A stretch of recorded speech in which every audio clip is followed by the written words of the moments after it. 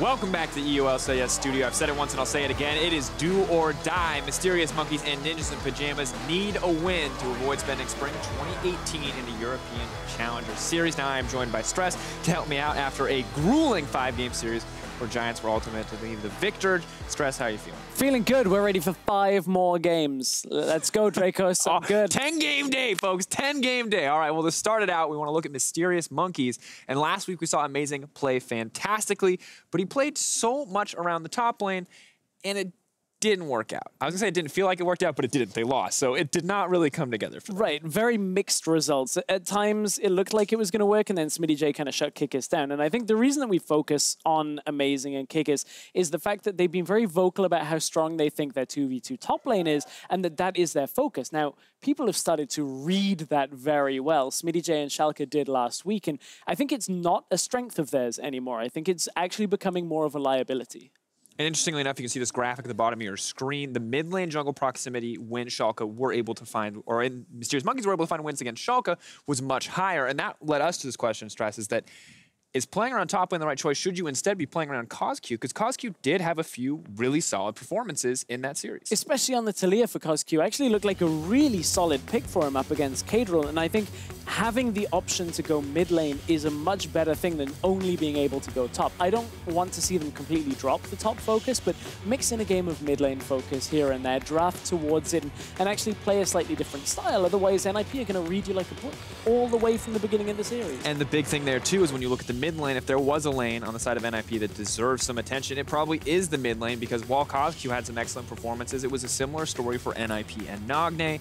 Now, a lot of the picks didn't work out. We have to say that. Jizuki did shut down Nagne in some of those games, but the Lucian coming in from this man was so clean, was so, I mean, essentially single-handedly won them that game 3 in the series, and it was, I'd say, surprising to see such a dominant carry performance. It was an impressive performance out of Nagne on that Lucian, so much so that in the last game they actually first picked Lucian because they thought it was such a successful pick. So it's another thing to watch out for NIP.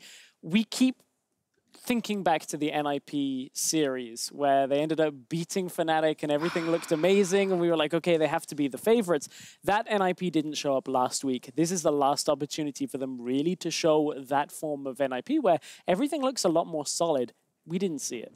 But the question to me is the constant NIP, the NIP that we saw last week was these struggles and these issues. Is this the NIP or is it the NIP we saw against Fnatic? Which one is the real NIP? Was this a fluke that they were able to take down Fnatic? Because I don't know, as a spectator, I feel like we may have overestimated what this team can do based on games like that Fnatic game where they show us, hey, really, you know, not clean, but really great moments where they are able to outplay the competition. I agree. I think we did overestimate NIP coming into the promotion tournament a little bit. You can see they actually had good early games against Giants as well, but NIP showed an inability to close the game out, and I think that is where NIP's biggest problems have been.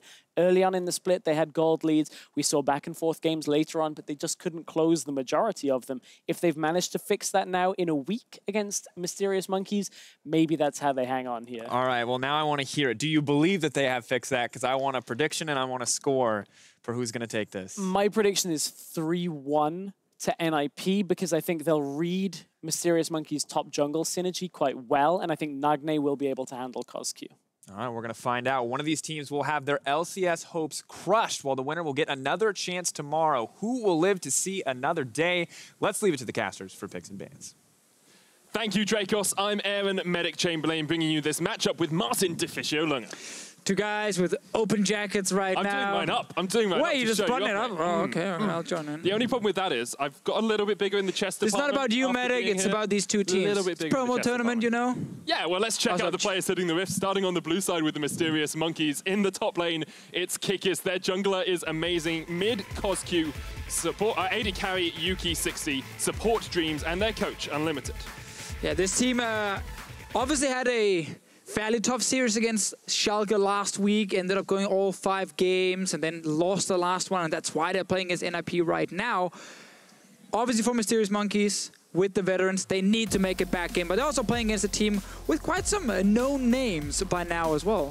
A lot of known names on the side of NIP who are starting on the red side. Their top laner is Prophet, jungler Shook, mid laner Nagne, AD carry HeaQ, support Sprattel, and their coach, perhaps their most well-known name, Nico the Pika. Definitely possible. Nico had a bit bit of a tough day, I would say, against Giants in the draft. We saw even some tweets after from NIP about weird choices. A lot of it came down to supports. Suddenly there were like a random Morgana in there. There was some questionable picks, I feel like, in that pick and ban phase. And I actually did have a chat to Nico specifically, and he also said that the team did feel a little bit overconfident going into this promotion tournament because they had that recent success in the LCS, and it might have actually hurt them quite a lot. Now we need to see if they're back down on the ground and realizing it is full focus. Yeah, you can't be overconfident when you're coming into a fight for your lives. Mysterious Monkeys on the blue side, Ninjas in Pyjamas selected the red side because they had the better record across the course of the LCS split.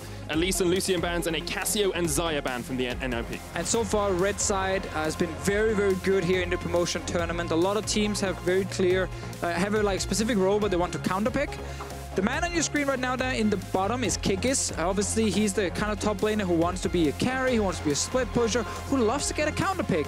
So NIP picking red side makes a lot of sense to try and guarantee that it's Prophet who gets a good matchup in the top lane. But even with counter picks, Kikis really struggled in the early game. But he had the wrong counter picks. Oh, okay. I disagree with half his picks. I was like, what are you picking that for? You're going to lose now. Anyway, that happened. He struggled last time. That was a big issue for Mysterious Monkeys because they rely on Kikis for early advantages.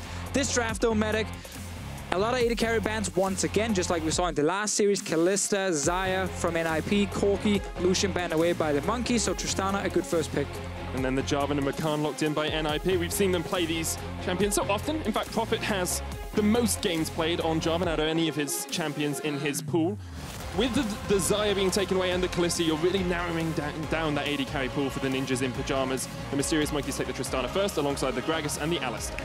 So do we get the HeaQ Caitlyn coming in, or will they just save AD carry for next because they have something special prepared? You know, that's where we start seeing their third-tier AD carries, like a Vayne we saw earlier today. It worked so well. It was so great, but obviously it means that you can actually go for another role right now. Let Mysterious Monkeys potentially use a few bans on more AD carries and still find something down.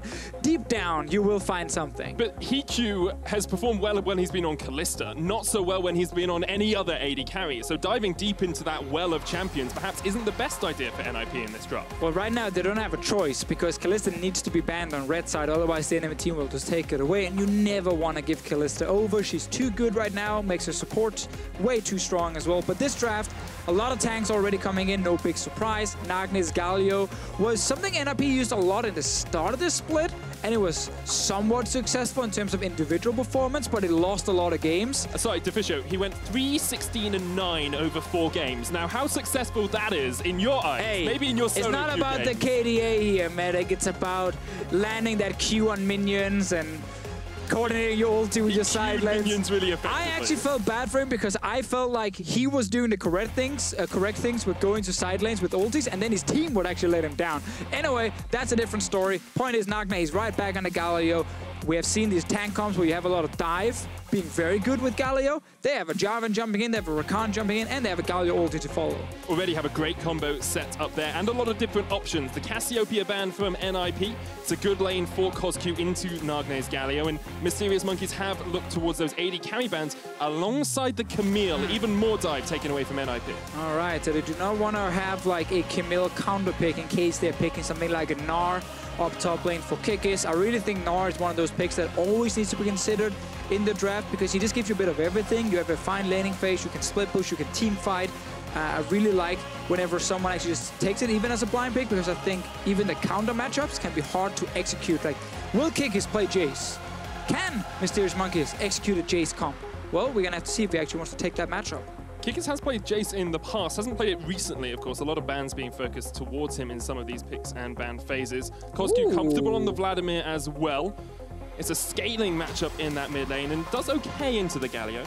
Definitely offers just like almost a guaranteed late game presence. Yes, your early game is not that fantastic, you will get pushed in, but the fact that you have super strong late game fights where tanks can't kill you because you're Vladimir is super successful. There's still a pick left here, Kikis top lane. Jace is still available. It is an option for him to take and then play around topside, of course. Hold me, Medic. Is this a tank? Kikis had a counter pick and he went tank? Whew. Oh. It's a good adaptation, though. We need new casters here. I need backup. Okay, hopefully we'll let you catch your breath for just a second. But yes, Kikis has taken the tank into the top lane. Could be a flex, of course. You could still have the Gragas. That's still a tank. It's still a tank. And I love it. I absolutely love it. Because right now, in the promotion tournament, in the losers match, you need to play comps that are easy to execute. A ton of tanks and great scaling for late game team fights.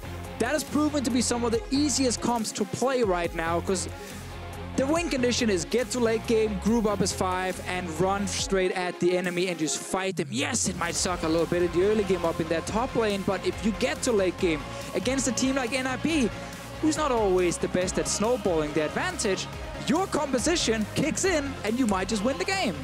So we've got an easy-to-execute composition on the side of the Mysterious Monkeys. NIP drafting woes last week. Do you think those have carried on over into this week, Deficio? I just think they once again have a composition where we need to judge the execution quite a lot. Can they utilize Galio ulti in the early to mid game? This Ashe pick here, of course, in a late game fight is useless against what we see on the side of Mysterious Monkeys tanks that Ashe can't really kill. And Vladimir, they can just dive on to HeaQ and kill him without, even thinking about it. He's just kind of in the way when he's going for other champions. If they can, however, can use Ashe level 6, Rakan level 6, Galio level 6, and snowball, then we can see NIP's draft really kick in. If they can't do that, we have to say, well, Mysterious Monkeys, they have the better late game, and that is their win condition. And if they can't do that, you have to look at the adaptation week to week and say Mysterious Monkeys are the team that adapted and the team that deserved to face Schalke tomorrow. It's all on the line here, Deficio. A best of 5 for your lives in the EU LCS. Even if you win today, you're not guaranteed a spot because you have to face the might of Schalke 04 tomorrow.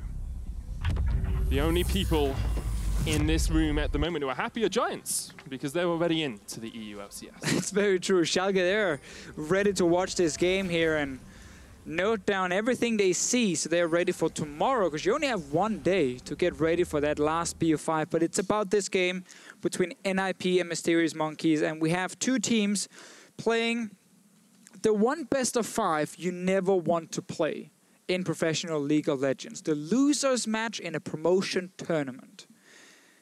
Lose, you're out. You're in the Challenger Series, no more LCS for you. Win, you feel great for a moment and you realize, oh wait, there's still a game tomorrow against a team that already beat one of the LCS teams. So it's a horrible feeling to play this match. Especially since you've just seen how well Schalke performed up against Giants as well. That was an incredibly close series of pretty high-level League of Legends as well. It is a Mysterious Monkeys pause. We'll find out exactly what's going on in just a minute. And it's a difficult road to have to walk for both of these two teams. It is. And it starts with this game here where whenever you talk to players who just play promotion tournament or before they go into the games, they're nervous in a different way, where it's the kind of nervous where you don't really sleep that well the day before. It's the kind of nervous where you picture all these scenarios in your head before the game starts, where you think about you being the carry who makes sure your team wins and they requalify, or you maybe have a terrible day and you're one of the reasons this team is knocked out of the LCS. Like, there's so many scenarios playing in the heads here of these players, and it's not a celebration. It's literally just do or die. So we have to see, will some of these guys choke? Will they struggle on stage when it really matters? Or will they actually be able to perform at the highest level? Okay, Kikis has already actually got a flank onto HeaQ here. Amazing's coming in as well. The rest of Mysterious Monkeys on their way. HeaQ's going to get knocked back. Here comes Amazing. Puts a sapling down, and this will be HeaQ's splash early on. The Mysterious Monkeys adapting once again in the early game. Yeah, really good start here, especially game 1. Getting HeaQ's flash early, trying to interrupt him a little bit, get a few wards on the camps to spot where HeaQ is starting is very, very good for the Mysterious Monkeys. As we mentioned in the Champ Select, their draft, it's a ton of late game. Great scaling from the mid laner, from the AD carry, especially this Vladimir, who can just kind of ignore the big tanks himself because they just don't have the damage to kill him, will shine in this game. So it's on NIP to be proactive in the early game. They have the engaged tools, they have a lot of them. Use them, coordinate them. It's harder to be proactive when your jungler doesn't have flash, though. That Jarvan level 2 gank is something we've seen throughout the history of Jarvan jungle. He can jump in with that flash, get the knockup, and then you can get that CC chain going. But if you don't have the flash, it makes it a lot harder for you to do. A little bit of setback, you're correct, for NIP, but should not be the end of the world. Their split has been full of little bits of setbacks. Very true. So it's an annoying start to have right now. Amazing because he had the vision on HeaQ. He's actually walking in to try and make it even worse. If you can deny a red buff as well, just put HeaQ even further behind, already tanking up that red buff down to about 200 HP. Now do you go back? You've got Smite, you can get some health back, but Amazing is belligerent, persistent as he continues to pressure HeaQ. HeaQ right now hates his life. He just wants to get this red buff. He's already low. He knows he can probably, only do one camp, maybe not even one camp, and that's why he's just playing it safe and recalling. Amazing, on the other hand, he's going straight to top lane. And he is. Prophet will be able to jump away. Amazingly, Kikis has been a stalwart part of this Mysterious Monkeys lineup, and across the split, both them and NIP have had quite a few woes, Deficio. NIP with a slightly better record, but only by a minor amount. Yeah, these are two teams that never really entered the EU LCS and challenged for playoff spots. It was actually very clear already from the first few weeks that these guys would be fighting to try and avoid the promotion tournament. They've been sitting in last place for basically the entire LCS. And that's why it's obviously fully deserved that they are down here and they are playing this losers match, because in terms of improvement and growth, we didn't see much. I think the biggest jump for Mysterious Monkeys was when they picked up Kikis and Amazing. Great honeymoon phase, 2 weeks of actually looking a lot better and being really active in their games, but then it just kind of came back down and we never really saw the Monkeys climb back up towards what we saw there in the middle of the split. NIP did have a little bit of a honeymoon phase right at the end of the split against Fnatic.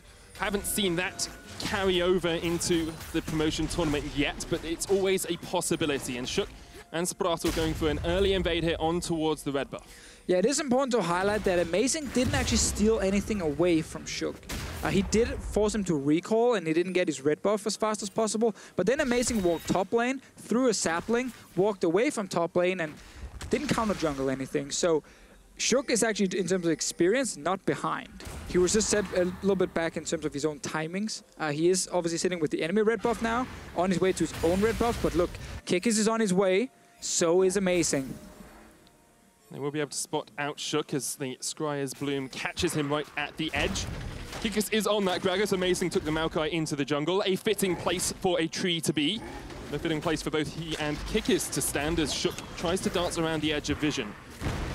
Nagne actually getting pushed in the mid lane allows Cozq to come up and creates a little bit more safety for the Mysterious Monkeys as they steal away the red.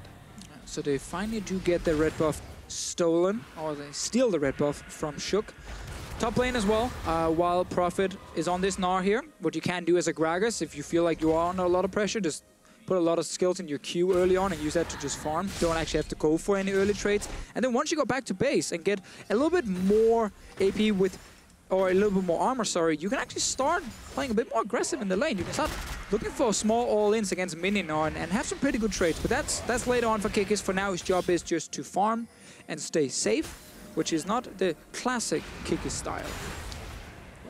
A lot of these players have been going away from their classic styles across the last couple of weeks. HeaQ especially. Last week actually had a great early performance. Oh, not a bad early performance, sorry. It was his opposition who had a great early performance. Low jungle proximity, wasn't really looking for these ganks, and once again we see him set behind in this series. HeaQ's value on professional teams, his entire career has been around early game impact. So when he has these games where he's not able to actually pull off any ganks, where he's not adding a lot of value, it gets really hard for the team to kind of play with HeaQ, because he's never been like a great team fighter. Even in this tank meta, it's kind of where he's always struggled. So he was basically invisible in the series we saw last week, and that's something that needs to change, because we know HeaQ can have some of these great early games. He's on Jarvan. Yes, he was delayed a little bit, but again, he's not behind in experience. He's actually doing fine. He's a level up right now, probably half a level if we're being realistic. Throughout the split, he played a lot more Lee Sin and Cozq. Perhaps this tank jungler meta has set him back a little bit in his regular play style. We saw Kikis adapting to the meta, saying, okay, I'll play the Gragas top. Has been pushed in by Prophet in the top lane, but he's going to back, and we'll see if he does pick up that armor that we were talking about earlier on Deficio to try and deal with this lane. Well, right now, HeaQ is up here to try and steal something. They're going for him. Sprattel all the way up from the bottom lane. Amazing's going to have to flash the wall. And once again, we see the NIP jungler and support duoing to try and get some damage down. And I like the revenge here. HeaQ actually invading onto Amazing, stealing away his Grump. Maokai is still only level 4. 4.5 at the moment for Amazing, while HeaQ is halfway towards level 6. So it might be a big difference here in experience. We do see a fight around blue buff potentially happening. Top laner coming, mid laner. Cozq is even ghosting. He'll try and get some damage down, but he's still only sitting on a Doran shield. Not much AP on that Vlad yet. We'll get HeaQ and sprattel to disengage. That could have been pretty big for the Monkeys. Kikis tried to interrupt the flag and drag here with his ulti, but HeaQ just made it out in time. No damage dealt onto him. NIP, they do stay alive and is back away, and it's still 0-0. And it's interesting, Deficio, because it's mysterious Monkeys who I see making these aggressive plays, making these invades and going for these engages, where NIP are a little bit more on the back foot. When we were talking in picks and bans, it seemed like NIP would be the team that went for these picks and these catches and this all-in composition. Well, we're still early on here. They have a lot of time to do it. Am I being too eager? A little bit of caffeine running through my system. A little bit too early. We do have level 6 on HeaQ. We do have ulti on Galio as well. So this is the time where NIP can start making some of these plays. It always starts with pushing out mid. That's the first goal. Nice interrupt from Kikis. Everyone should be able to... Oh, actually, they are fighting a little bit. Yeah, Gnar into the wall. Prophet's just trying to harass down Kikis. Chucks in ice block into the back. Kikis doing his best Titanic impression, taking an iceberg there. I know. I didn't expect that one, but I'll take it. We've already had 5 great games, and this is number 6, so the casters are getting a little bit crazy. But this one here, Nagne, push out mid against the Vladimir, and then see if you can make a play in your side lane. Either go top and dive Kikis, or bot lane where you have engage from the Ashe. Soon you have ulti from sprattel. It's a lot of chain CC, which is so effective in the early game where people are very squishy. Keep them in place, you will get the kill. NIP, they're the ones who need to do it. Nagne has been struggling a little bit in that lane. Seems to be being pushed in by Cozq more than being able to actually push him out. And it's Cozq doing the roaming up to try and get some vision in the NIP jungle. We really want to see this NIP composition come online. It's slightly more complex than the mysterious Monkeys, who can just scale up to the late game and wait to just have these 2 tanks in the front line and then their damage sources on the back. Exactly, so you want to make it hard for Mysterious Monkeys. You want to force Mysterious Monkeys to be reactive, to actually have to look for these plays with the Galio and find a way out. Because you can't just sit back and do nothing, then obviously you will lose more and more. But if Mysterious Monkeys are forced to actually take early fights because of the engage on NIP, boom, suddenly the scaling comp might struggle. If you force Mysterious Monkeys to move in and try and contest the Baron without any proper vision, again there NIP can get the advantage, but it requires NIP to do something. Nagne is just trading evenly against the Vladimir. That's in favor of Vladimir. He wants this. Yes, let's farm. Let's not do anything. Let's just stay mid lane and never move. Nagne has pushed Cozq back though. It's the first time we've really seen Cozq underneath this turret. And it looked like Nagne might be going down towards the bottom side of the map. Once again, sprattel has left the bottom lane and perhaps is looking for a roam. We've seen him do this twice already. HeaQ is around the mid lane as well. Maybe something's going to happen around mid. Well, they could clear the vision out, but Cozq knows where the Jarvan is, and you don't actually want to gank the Vladimir specifically. He has double summoners to move and a pool. But you want to, again, let Nagne have the pressure and then set something up either with Prophet, who's winning his lane, pushing in the Gragas. Even Bomby Cinder first from Kikis, I think that's a little bit surprising to me. I actually want to see just get some armor, at least some more useful defensive stats than just pure HP and then this burn that is actually not that effective in the early game. Could play into the fact that Kikis doesn't play a lot of tanks. Maybe inexperienced as to how to exactly build up that matchup into the Gnar. And I want to pick up on something you said there, Deficio, because you said don't gank Cozq. You know, he's got so many escapes, got double movement summoners. Where do you gank if you're NIP? Where do you look to force these plays? So, top lane, one option. You can dive a Gragas in the early game. Bot lane, the other option. Yes, it's hard against Alistar, but if you're sending 3 to 4 guys down there with so much CC, you should be able to at least force them away and then take that tower. NIP right now with sprattel, he's still not level 6 because he had that roam earlier where he didn't get a kill, but he denied a camp. Obviously, that didn't benefit him, only benefited HeaQ. So sprattel is still not really hitting his level 6 mark, where he also adds even more engage. And both supports have spent a lot of time outside of their lane here. Usually we see a little bit more of a laning phase as Dreams jumps in on towards sprattel. Here comes Nagne as well. Dreams cornered up. The arrow coming out. Heroic entrance, knocked back. That's a kill. Plague, though, isn't going to kill him. Oh! Heal from HeaQ right in the nick of time. HeaQ's joined the fray. And now Cozq's going to do some work. Yuki gets first blood. Cozq's dead. Dreams up towards the side as well. HeaQ trying to get the damage down across the wall, but Yuki jumps in for the double. Looking for a little bit more. HeaQ and HeaQ forced away. Kikis is just around the corner. Body slam, flash, knock, back, explosive, Cozq. Here comes the root as well, but perhaps a little bit too early from Amazing as HeaQ is able to flag and drag away. All right, while all this is happening, Prophet is getting damage on the top lane tower, but this was a great fight for Mysterious Monkeys. They were not pulled around the map by any shenanigans, hard engage or Galio ultis. No, they took a fight where they had plenty of members around. They got the first few kills as well. The scaling composition with the Tristana sitting on 2-0, you could not ask actually for a better start if you are the Mysterious Monkeys. Let's have another look at this because sprattel goes in for the vision. I don't think he saw Dreams with that. I think the plan actually just showed him just next to the brush. He got a little bit surprised. But as soon as he takes all this damage, it's very easy for HeaQ to jump in and secure the kill. The only positive here for NIP is the fact that Prophet is taking that top lane tower, but he would have gotten that eventually anyway. So for them, this is actually not great. And they are the ones, obviously, wants to get this early advantage. You can see in your picture-in-picture as well. We'll see Kikis going to HeaQ. It's a little bit too early on the engage from Amazing that allows HeaQ to get away. I've actually seen this quite a lot now. A Jarvan is able to flag and drag out of snares. I see it so often. You can do it on Miasma as well. It's really weird, but it keeps happening. HeaQ just did it right here. And I'm sure it is intended because, again, we see it all the time. But it is a very useful thing for a Jarvan because it makes it even harder to actually keep him in place. We are hovering around mid lane once again. Cozq did lose both his summoners before. He's still farming even. He got 2 assists. And this Vladimir is only getting better.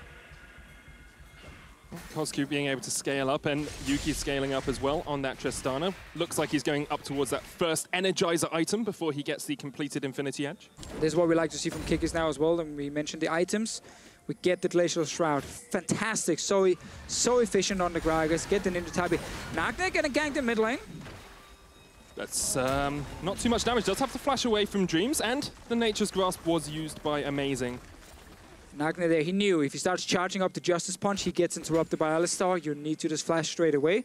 Dreams will just return down to the bottom lane, but this means that NIP will actually get some damage on the tower. So even though Mysterious Monkeys won that fight, NIP have actually been able to open up the map a little bit. They get the top tower, they're looking to almost get this bottom tower as well. They get the Infernal Drake, they're 2,000 gold ahead, Deficio. It seems like Mysterious Monkeys won it, but NIP are doing a better job. Yeah, because again, they're still at the early advantage, right? They will naturally start winning some of these lanes without winning a fight specifically. They could actually dive bot lane right now, and they're investing everything. Galio's coming, there's a TP as well. And the arrow, it does connect on towards Yuki. sprattel going in with the quickness, gets knocked back. Here's Prophet, there's the Cataclysm, here's the heroic entrance, and all of NIP want to party in the bot lane. Trying to catch out Dreams as he uses the ultimate to get away for the time being. Cozq, Sanguine Pool, Prophet almost mega, might look for the secondary dive. Emo Plague, HeaQ goes in, Dreams with the knockback. Prophet will get the Gnar and get himself another kill. NIP get 2 and are looking for a third. Dreams, no flash on him. That's another kill for NIP. And that was the play we talked about for the last 5-6 minutes. NIP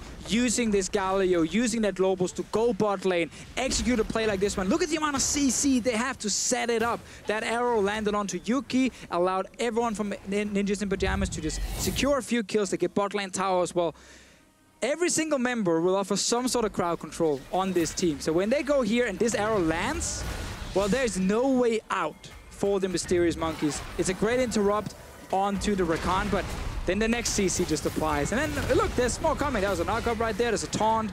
There's soon going to be a Mega Gnar. Like, it is so hard to do anything if you are getting jumped as Mysterious Monkeys. While all of this was happening, Mysterious Monkeys were able to get the Rift held up towards the top side of the map. Kikis has also put some pressure on the tower up there. So they are trying to get a little bit of an advantage over on the other sides of the Summoner's Rift, but a 3,000 gold lead for NIP looks very good for them in this mid-game. When they have a gold lead, actually in the series against Giants, they had a gold lead in almost all of their games, and they lost 3 of those, so it's not the best thing in the world. It was rough to look at the NIP games because they just did not know what to do with the advantage. They had really bad lane assignments, and it punished them quite a lot. That the one game where Nagne got super fed on Lucian, where they managed to close out the game, he's not on Lucian this time around, he is on Galio, he's the more supportive role. They're relying on HeaQ as the main damage dealer in this game, which is why, once again, they can't really afford to go full late game, because it's just not the same as what the Monkeys are bringing. A lot of trust put into HeaQ, though, after he had a disappointing performance against Giants last week. He played incredibly well against Fnatic and then just really slumped in that Giants performance. Now NIP are being able to open up this map a little bit more. They have the lead at the moment, Deficio, but at some point, Mysterious Monkey's scaling has to come into effect. Yeah, I mean, once you start hitting 2 to 3 items, the Mysterious Monkeys will be able to win fights, and until we get to that point, it's all on NIP to get as big of a goal lead as possible. We saw earlier today the full tank comp from Giants just kind of get the early advantage and run over the enemy. There's nothing you could do. That's the same thing NIP are trying to do with Rakan, Galio, Jarvan, and Gnar. Like, HeaQ should not be able to kill these guys in the early game. But once he gets a few items and he gets some armor penetration, he deals serious damage. And then there's still the Vladimir next to him, who is going to kill HeaQ every single team fight. So you're telling me that Nagne should have gone Medjais? That's the issue. If hey, NIP where's the Leandries, man? No Leandries, no Medjais. What are you doing, Nagne? This is too conventional for a promotion tournament. Mysterious Monkeys and NIP stepping away from the conventions they have played with in the past. Rift Herald used in the top lane will be the second tower of the game for the Mysterious Monkeys and will close that goal difference. And right here we have one of those NIP situations again we saw a lot. He actually didn't get his shot. He gets ready. Wait for it. It's like when you see a false start in a running race. It's like, oh, not quite. He get a second chance. Second chance. Here we go. Will they actually get the hit? I just want to see a zoom in on the Herald here. Well, this is his lifelong purpose, is to hit this tower. But now he's going to suck at it because they get to hit him. And he might actually not even get there. She might not even get there. Disqualified, I guess, for that false start. Well, they did change the rules a few years ago that one false start did get you disqualified from the tournament, and sadly, Rift Herald was disqualified from taking down any towers in the top lane. Perhaps a misuse from the Mysterious Monkeys when they knew they were going to take down that tower anyway. Yeah, I definitely would have saved it for at least like 30 seconds longer to see if you're actually going to commit for the tier 2 tower, seeing as that first tower is a free kill. But it's still 2-2 in terms of towers. There is, of course, a gold advantage for NIP and that Infernal Drake, which could be useful, but most of their champions do not stack a lot of AD and AP. It's only really HeaQ is going to be like, yeah, Infernal, that's what I like. The rest is like, where's Mountain Drake? I really want to kill Baron faster, and we need that to kind of close out the game. The chase potential. Hey, I mean, even Cloud Drake could sometimes be useful. Sometimes. Sometimes, in very rare situations. However, Prophet does have a lead in this top lane over Kikis. Kikis perhaps, it's a difficult matchup for him anyway to play into the range of the Gnar, but perhaps showing a little bit of weakness on these tanks as well, something we'll need to track throughout the course of this series if this is going to be a stalwart of the Mysterious Monkeys draft. Yeah, we can't really judge Kikis until we see him in fights. I think we can judge him all of the time. That's what I like to do. We can judge all the time. However, before we can really say if he's a great tank or not, we need to see him in team fights. Okay. We gotta see his presence there. Is he able to actually be useful on the Gragas? What kind of situation or what kind of Gragas will he be? I've seen KDA Gragas. That's not great. He stands at the outside with full tank build, and then he throws in a barrel that deals like 200 damage. Be like, hey guys, I'm helping. That's not what we want to see. You said you'd never talk about the time that I played top Gragas in the show, but apparently it comes up quite often. Prophet trying to get the damage down onto Kikis in this top lane, and as we approach the 20-minute mark, it is NIP who have the small early game lead. They're going to get their second dragon as well to Cloud. Said it's effective at times. How effective is this NIP composition coming past the 20-minute mark, getting to the point where Mysterious Monkeys pick up these first couple of items? I mean, you still have time to start playing around Baron and force a team fight there with your draft. You're still at the point where the tanks, the damage does matter, even like a full tank Jarvan. The base damage of these guys are high enough to really threaten the squishy champions. And by that I mean HeaQ. That's the only squishy champion on the side of Mysterious Monkeys. But we are getting closer and closer to where the Monkeys will start really being hard to fight against. 2 items fully completed on Cozq right now. We're already at the point where killing him is difficult. He has penetration now with the Void Staff, so he will even deal some proper damage to the big boys on the side of NIP. And I'm just kind of waiting for the first fight where I feel like Mysterious Monkeys already have the tools to at least go even. And if they do actually manage to win that fight, the game is basically over in favor of the Mysterious Monkeys. And just outscale as we get later on into the game. I think you can sense a little bit of nerves from both of these teams as well. They know that winning this first game of the best of 5 sets you off on a good foot. This could be good though, Medic. We've seen sprattel do this before. He moves behind the mid lane tower and looks for the flank. They did see Vladimir was topside. First engage tool was used with the arrow. It hit Dreams. They're going to engage onto HeaQ. Mysterious Monkeys want to take the fight. Nature's Grass comes out as well. They force NIP back. Kikis is on the flank here. Does have the barrel. Will knock back Prophet, but he goes into a wall. Thought he was AP. Didn't really do a whole lot onto Prophet. Oh, the good old days of Deathfire Grass AP Gragas. HeaQ is also sitting on 2,300 gold right now, so you actually don't really want to force a fight before he goes back and uses all that gold. He is on his way back to base now. He's a happy camper because he got his Infinity Edge completed. Mysterious Monkeys did show us there that they have strong disengage. If they can avoid the stacking power that NIP have. The Gnar comes out from Profit. Amazing's on his way. He was like, oh, do I take the red buff? Do I go for the fight? Kikis is like, I need you, Amazing. I need a little bit of a hand as the heroic entrance comes in as well from Nagne. No. Yeah, no indeed. That's not what you're supposed to do. NIP have already had a few opportunities to force around the dual lane where they could try and utilize the Galio ulti, but this one, sadly not what you're looking for as Ninjas in Pyjamas. It was obviously a very late ulti, but almost like a defensive version of it. Mysterious Monkeys already backed away. They're like, we don't actually want to fight this. We just want a team fight later. So one ulti not being successful from Nagne's side.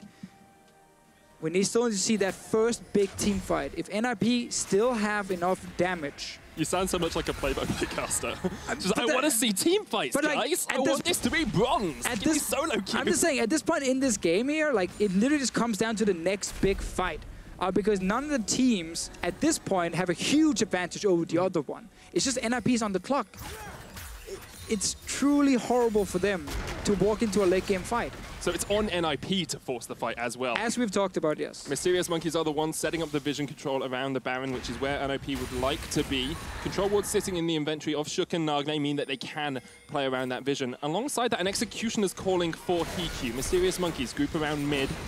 We'll look at that item in a second as HeaQ gets knocked back. Hemoplague used as well. Yuki with the leap. Profit's looking for the engage onto Amazing, trying to build up that Mega Gnar. They could get a good ultimate up here. There's the stun. Here's the team fight, Deficio. You wanted it. And Mysterious Monkeys and NIP are going to deliver. Nature's Grasp. Gnar into the wall. HeaQ here. The quickness lands onto Yuki. A great Cataclysm, but Yuki flashes. Cozq down low as he's exhausted. Dreams trying to run off towards the bottom of the pit as well. Cozq flashes the wall. NIP just keep on rolling. They keep on trucking. They want these kills. They know they need them, but they can't get them, Deficio. They wanted so much more. They used so many flashes and ultis, and they only get one kill. Baron is alive, though. They are looking at it. They're still very healthy. They're going straight for it. Mysterious Monkeys, they got to rush up here if they want to try and stop it, but Cozq is still super low. Cozq super low. Amazing, not even alive. That's the lowest you can be. Kikis does have the teleport. He might try and join this fight. Explosive Cozq is not there, and it looks actually like the Mysterious Monkeys are going to accept that NIP get the Baron off that fight. Very important for Ninjas in Pyjamas. You guys could already see there how hard it was for NIP to cleanly win a fight. This was them catching out Amazing at first after this little engage happens where Vladimir ulti is now gone. That is a huge one for this upcoming fight. Amazing takes a lot of damage, ends up getting CC'd, and he's more or less out of the fight before it even starts with this Maokai. So this is everything NIP dreamed of. There's no Vladimir ulti, the Maokai is already dead, and they use everything they can to try and take down the two carries. They do not succeed, but they delay them long enough. They force them back to base that they can actually take Baron. So, NIP, they get another chance here with this Baron buff to get a bigger lead. They need an item advantage to keep beating Mysterious Monkeys in fights. Look at Profit's damage in that fight as well. That's the power of Gnar. An important thing as well in that fight, Deficio, is the uses of Flash. Mysterious Monkeys only have one Flash remaining, whereas NIP still have the Flash on the Jarvan, still has Sprattles as well, and now they've got those Engage ultimates coming off cooldown. Exactly, so Yuki might be the target in the next fight here. He only has the one jump to get out. If that does not work for him, he will die, and suddenly NIP can start rolling over the Monkeys again. One of the things about Ashe, though, is that when you have a fight like the one we saw before where Ashe is not under threat, she can actually deal some serious damage. But the problem is, most times she is under threat because she has no mobility. She has to sit there, fire away with the ranger's focus, and it is difficult to play team fights as a low mobility AD carry in this meta. Giving a little bit of utility as well alongside the arrow with that build. Executioner's calling that picked up very early on. Works into Amazing, works into Cozq as well. And with Alistar, even Gragas, like there's actually a lot of people getting HP back here on the side of the Monkeys. And I think they're going to get their second Infernal here. And you said earlier on, Infernals aren't the best, but when you start getting a couple of them, Deficio, on this lineup, they have to start working for you as a team. Yeah, it's always great to get, but there are just sometimes you have a composition with, like, you know, a Cassiopeia and so on, and you're like, yes, this is the one we need. But in this game here, again, it is mainly HeaQ benefiting from it. Profit, of course, gets a bit of value as well with his build. All the big tanks do not care too much about the percent increase. This game's feeling a lot cleaner than some of the series we've seen from NIP and Mysterious Monkeys in the past. Still not amazing, I will give you, but both the teams seem to respect their win conditions, respect what the other team can do. And you can tell that they're fighting for their position in the LCS as well. A best of 5 between one of these two teams and the European Challenger Series, demoted from the LCS. And you have to remember, Mysterious Monkeys, this entire squad only got promoted last split. Yeah, I mean, these were the two teams who bought into the LCS after, you know, the promotion tournament last split. So dropping right back out, that's like the worst feeling ever for both players and organization. Let's see what happens mid lane. Arrow lands onto Amazing, the knock-up as well. Here comes Nagne. That's the sort of ultimate we like to see in a team fight. But the damage onto Sprattel's huge. No exhaust used as well. Nagne in the front line. He's going to get rooted down as Yuki joins the fray. Prophet trying to do what he can. A great Gnar into the wall, but HeaQ is miles away from this. Nagne's going to fall as well, and Mysterious Monkeys may have got to the breaking point. Yeah, it smells like late game right now, Medic. This Vladimir, he doesn't care if you dive onto him. He has so much damage in return and will just get all the HP back. Yuki was very safe in that fight, and NIP, realizing that dive was not the correct call. They couldn't actually get enough damage, moved in to the correct position to hit some of these tanks that were trying to lock down. And while Sprattel got a nice engage, he's a very squishy Rakan with this build, and these guys do not care if Rakan jumps in their face. They want him to do that. That's a little bit of greed. After you land the ultimate onto Amazing, do you then engage? I mean, we always have to look at HeaQ in these fights and how many autos he gets off, because he's the main damage dealer. So far, he's gotten 0 autos off because they're diving past the tower as well. He got 2 volleys. That was it from HeaQ's side. So it is obviously not possible for NIP to actually kill anyone if it's just a few of the tanks diving in. That fight, a little bit over-aggressive, 1,000 damage from HeaQ. Ah, he did more than Yuki. He did. Yuki's job was stay back. Yeah. Do not die. I'd like to see how much damage the tower did in that fight as well. Would probably have some pretty big damage numbers. We're getting towards the late game now, Deficio, and this is when Mysterious Monkeys really come online. Triple item Tristana, triple item Vladimir as well. That's what you want to see on your scaling hyper carry. At this point, I feel like NIP needs to completely outplay Mysterious Monkeys in the following fights if they want to keep this advantage. Otherwise, it's on Cozq right now to be a massive threat. On this Vladimir, we've seen Unicorns a lot execute Vladimir comms quite often, fall behind in the early game, but then get to this point where you have 3 items, you can almost one-shot the enemy AD carry, and then you start winning. Prophet, though, will still be annoying in the side lane. As you guys can see, the damage is not insane, but he wins the 1v1. Yeah, and he can force Kikis back. So if Mysterious Monkeys aren't able to respond to Prophet's split push, then there's a possibility that NIP can draw the Mysterious Monkeys out across the map a little bit more, separate this team fighting composition a little bit, and try and split up the Mysterious Monkeys' decision-making. So adaptive helmet here on Prophet is not too valuable in this game. Spirit Visage probably been a superior choice for him, but nonetheless, he is moving in to try and take this bot lane tower. Kikis doing his best to try and actually defend it. Once again, Mysterious Monkeys are hoping to find a 5-on-5 team fight where NIP are happy enough to actually use Prophet. Prophet able to get the tower, but here comes Dreams as well. NIP need to react to the fact that there's a support in the bottom lane, unable to find the engage they would like in the mid lane. And this is something that has haunted NIP across the course of the split as well, Deficio. We talked extensively early on in the split about how NIP had this great early game. They were able to take leads, they were able to get advantages over better teams than them. And then they just weren't able to do anything with it. And here we saw them have a 2,000 gold lead early on, and then they just waited, and Mysterious Monkeys came online. And for a lot of teams, playing the early game is a bit easier because it is a lot like solo queue, where like very standard laning phase, and you have a jungler who you can maybe coordinate ganks with, and you can get these early leads, but then it gets really difficult after 20 minutes, where you gotta coordinate, split push, lane assignments, you know, rotations, vision. Like, there's so many complex things in professional League of Legends. It takes a long time to learn, and sometimes the lineups just do not have 1 or 2 players who are actually great enough shot callers to kind of lead a team. It's something that is very rare, and if you find one, you hold on to him. Mythi is a great example of a person where no matter which team he's on, you just feel like they're pretty good macro. They kind of understand how to play the game. And you see people like Maxlaw switch between teams to be that dedicated shot caller. Misfits actually having a resurgence with him now as they beat out the Unicorns of Love a couple of weeks ago. So NIP, double Infernal, HeaQ is not sitting on 3 items yet. No Infinity Edge. He's actually gone for their... Oh, that's great! Yuki. Nagne flashes in, but the cleanse from Yuki is absolutely superb. And now NIP need to retreat because here comes the flank from Amazing. The knockback onto HeaQ. Goodbye, AD carry! He's in the midst of them all. He's surviving, Deficio. You said goodbye. He says hello as he survives throughout the fight. Cozq taken down. NIP able to turn the fight around. Are all our predictions going to hell in a handbasket? NIP are refusing to give up. Oh, that locket came in so clutch here for HeaQ. I thought he was gone.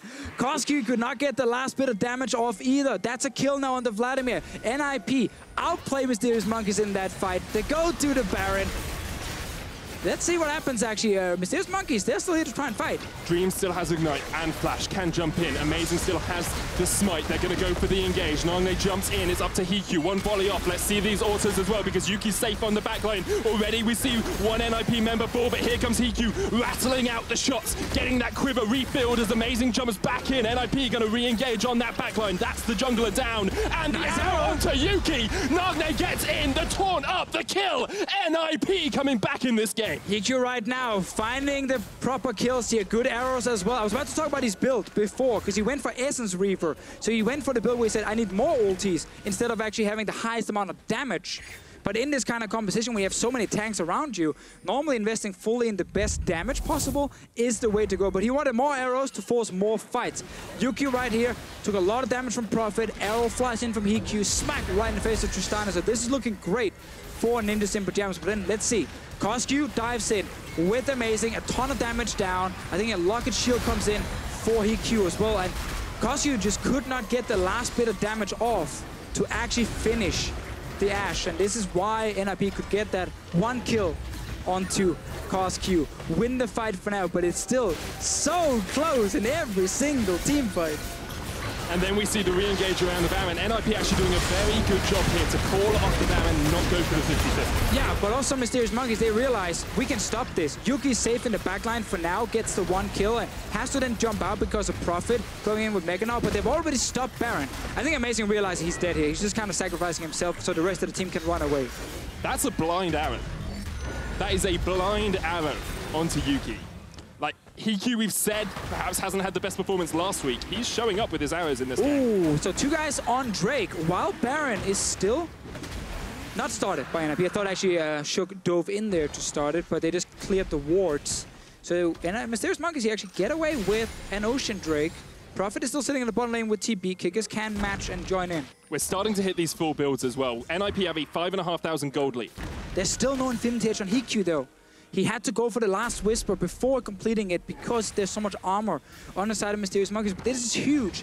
Lacking Infinity Edge for these late game fights is not great for the Ashe. It's so focused on cooldown reduction right now. Let's see if he can land another arrow though. HeaQ engages onto Dreams. There's the arrow connecting as well, but Dreams will use the ult. Prophet isolating Cozq off towards the side of the fight. Prophet still has the wallop. Will stun up that Alistar. The knockback as well. Here comes Kikis. Heroic entrance was cancelled. HeaQ needs to get those autos down. They're getting underneath the tower. The charm connects as well. Mysterious Monkeys, their front line starting to fall, but they can re-engage onto NIP. Dreams dies. So does Amazing. As you say it, Deficio, they fall like flies. Nagne jumps in. Another kill for NIP. They take down Yuki, and NIP win the late game fight. Cozq cannot find the backline of NIP. He ends up using ulti on just a few tanks in the front. Mysterious Monkeys are not utilizing their strong late game here. HeaQ was untouched in that entire team fight. Mysterious Monkeys, they waited and waited, they scaled, and then they end up actually missing the opportunity in some of these fights, and NIP just outplayed him. Doubting Deficio, thinking that NIP could not win the late game fights. NIP show us up. They show that they can take these fights and they can take their place back in the LCS. They still need to win this best of 5. They're going to go for the Nexus Towers now, and they will look to go 1-0 up over the Mysterious Monkeys. Eventually. Eventually. They'll get there. Amazing jumps in. There's the Nexus. 1-0. NIP. So Ninjas in Pyjamas in the late game fights, without even Infinity Edge completed on the AD carry, managed to win. And we gotta look at the Monkeys and the Vladimir. Like, you get to this point in the game, there's very little threat against you. Your one job is you need to find the Ashe every single time. There's enough tanks to set it up for you as well, and Alistar, a Gragas, a Maokai. Like, they're trying to make the life easier for Cozq, but he just never really found the correct fight on this Vladimir. And sure, I doubted that NIP would keep winning these late game fights. But we just gotta say, like, NIP just played the late game fights better. And obviously their composition wasn't useless by any means, and that's why they ended up winning them. Got to give them credit. They played it incredibly well in the late game, and something that we haven't seen from NIP in the past, late game strong team fighting as well. We said that early game's been strong, holding away. Oh, sorry. Prim and proper pose there. But yeah, we said that their early game fighting's been good, but then they fall apart at the late game. This game really seems to show that they know what they're doing in the late game now. Yeah, we had so many super close fights where it was like one kill going over, but it was NIP who picked up the one kill most of the time, which also set up that early Baron. They actually used to get a bit of a gold lead, which was very needed, because at that point in the game, it was actually pretty much locked in place that this was going to be just like two teams, even in gold, even in items. But then NIP get that one fight where they get the Baron after, and they got a bit of a gold advantage. So that was really key for them. But generally, there's a lot of team fighting back and forth. I think HeaQ landed some very good arrows, got enough damage down as well on this Ashe. And we got to look on the other side and say that if you have a late game Vladimir with tanks to back him up, you need to do more in some of these big, important team fights. Well, NIP are on a mission to save their spot in the European LCS. Let's see what our analysts think about their win. Well, Medic, I think it was pretty commanding. I think we can safely say that NIP were able to execute on a composition that we have been critical about over the course of the day. These single damage threat, these risks. They didn't even build a Leandry's Torment Stress. They didn't even build a 20-stack Magi Soul Stealer, but still NIP were able to execute. They didn't build anything like that on their Galio, unlike what we'd seen in the earlier session in today's best of fives. I think the thing for me that stands out is the fact that so much AD carry priority again in the draft.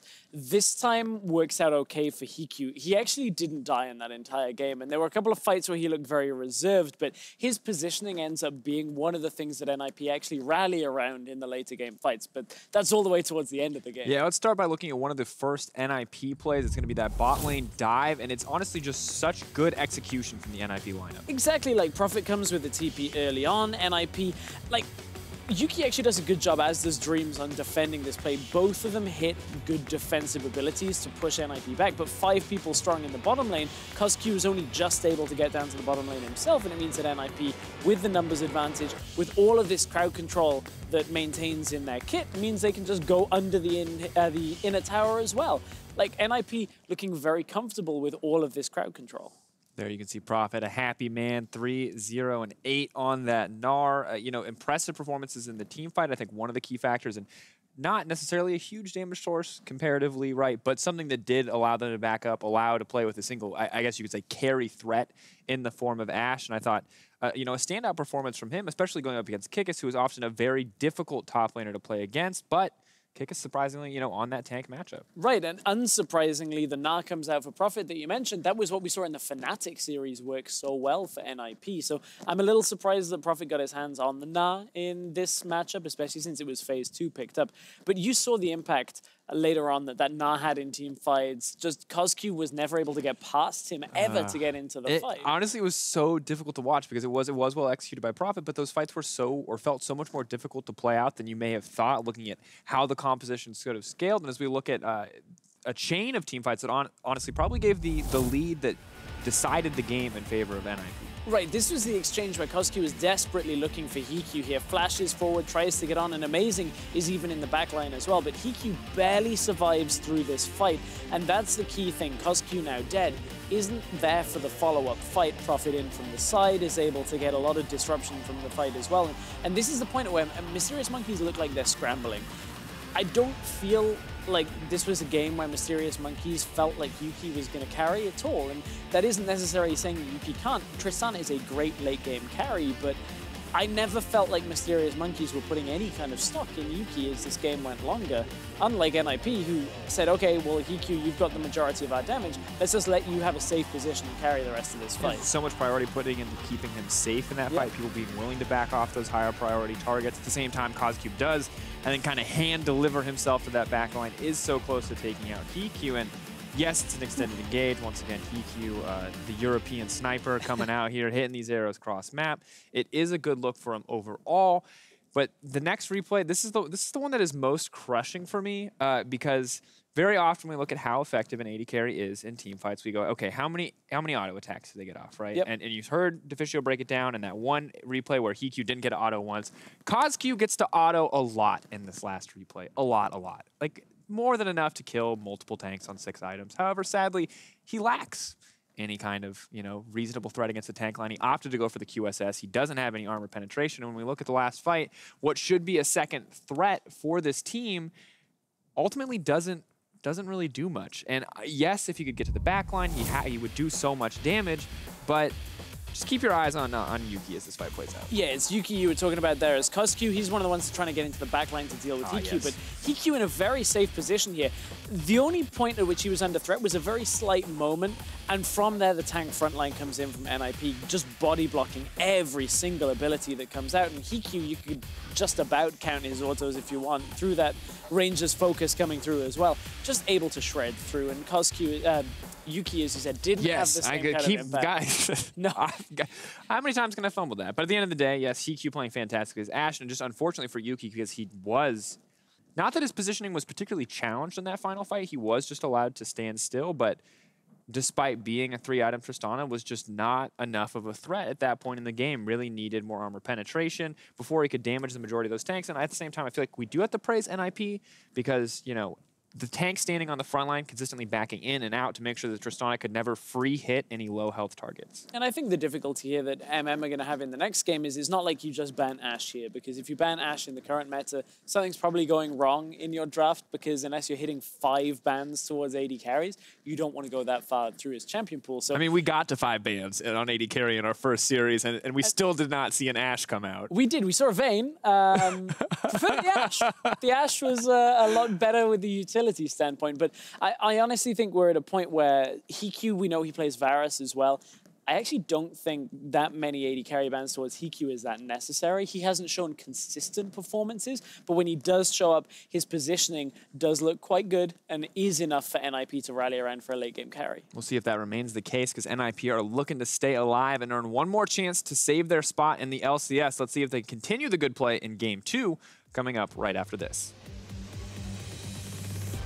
Best of 5 for your lives in the EU LCS. Even if you win today, you're not guaranteed a spot because you have to face the might of Schalke Null Fear. HeaQ right in the nick of time. Shook's joined the fray, and now Cozq's going to do some work. Yuki gets first blood. Cozq's dead. Dreams off towards the side as well. HeaQ trying to get the damage down across the wall, but Yuki jumps in for the double. We like to see in a team fight, but the damage onto Sprattel's huge. No exhaust dudes as well. Nagne in the front line. He's going to get rooted down as Yuki joins the fray. Prophet trying to do what he can. A great Gnar into the wall, but HeaQ is miles away from this. Nagne's going to fall as well. And now NIP needs to retreat because here comes the flank from Amazing. The knockback onto HeaQ. Goodbye, AD carry!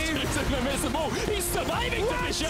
You said goodbye. He says hello, but they can re-engage onto NIP. Dreams dies, so does Amazing. As you say it, Deficio, they fall like flies. Nagne jumps in, another kill for NIP. They take down Yuki, and NIP win the late game fight. They show that they can take these fights, and they can take their place back in the LCS. They still need to win this best of 5. They're going to go for the Nexus Towers now, and they will look to go 1-0 up over the Mysterious Monkey.